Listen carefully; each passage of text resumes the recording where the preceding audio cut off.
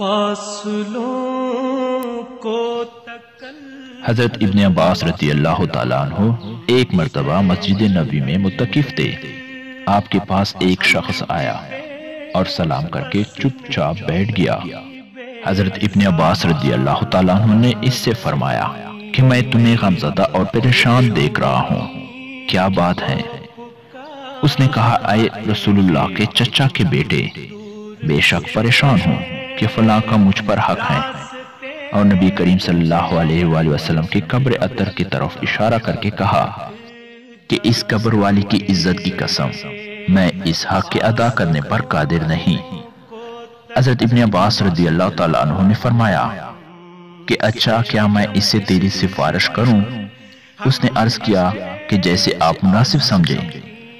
حضرت ابن عباس رضی اللہ تعالیٰ عنہ یہ سن کر جوتا پہن کر مسجد سے باہر تشریف لائے۔ اس شخص نے عرض کیا کہ آپ اپنا اعتکاف بھول گئے۔ فرمایا، بھولا نہیں ہوں، بلکہ میں نے اس قبر والے صلی اللہ علیہ وآلہ وسلم سے سنا ہے، اور ابھی زمانہ کچھ زیادہ نہیں گزرا۔ یہ الفاظ کہتے ہوئے ابن عباس رضی اللہ تعالیٰ عنہ کی آنکھوں سے آنسو بہنے لگے کہ حضور صلی اللہ علیہ وآلہ وسلم فرما رہے تھے کہ جو شخص اپنے بھائی کی کسی کام میں چلے پھرے اور کوشش کرے، اس کے لیے 10 برس کے اعتکاف سے افضل ہے، اور جو شخص ایک دن کا اعتکاف بھی اللہ کے رضا کے واسطے کرتا ہے تو حق تعالی شانو اس کے اور جہنم کے درمیان 3 خندقیں آڑ فرما دیتے ہیں، جن کی مسافت آسمان اور زمین کے درمیانی مسافت سے بھی زیادہ چوڑی ہے۔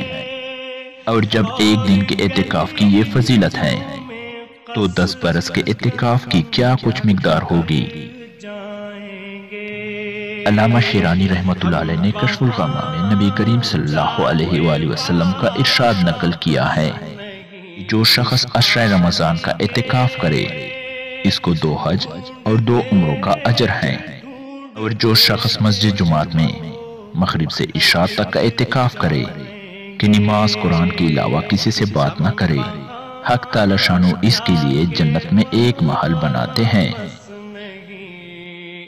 نبی کریم صلی اللہ علیہ وآلہ وسلم کا ارشاد ہے کہ معتکف گناہوں سے محفوظ رہتا ہے، اور اس کے لیے نیکیاں اتنی ہی لکھی جاتی ہیں جتنی کہ کرنے والے کے لیے۔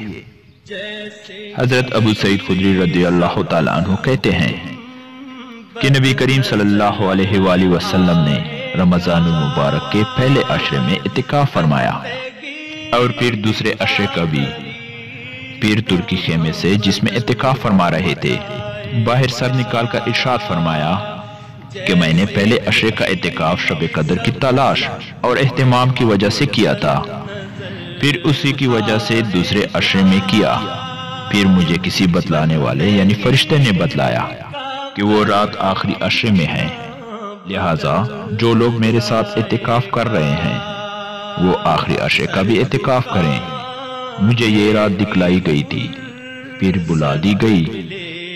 اس کی علامت یہ ہے کہ میں نے اپنے آپ کو اس رات کے بعد کی صبح میں کیچڑ میں سجدہ کرتے دیکھا، لہٰذا اب اس کو آخری عشرے کے طاق راتوں میں تلاش کرو۔ راوی کہتے ہیں کہ اس رات میں بارش ہوئی اور مسجد چپر کی تھی، وہ ٹپکی اور میں نے اپنے آنکھوں سے نبی کریم صلی اللہ علیہ وآلہ وسلم کی پیشانی مبارک پر کیچڑ کا اثر 21 کی صبح کو دیکھا۔ فائدہ نبی کریم صلی اللہ علیہ وآلہ وسلم کی عادت شریفہ اعتکاف کی ہمیشہ رہی ہے۔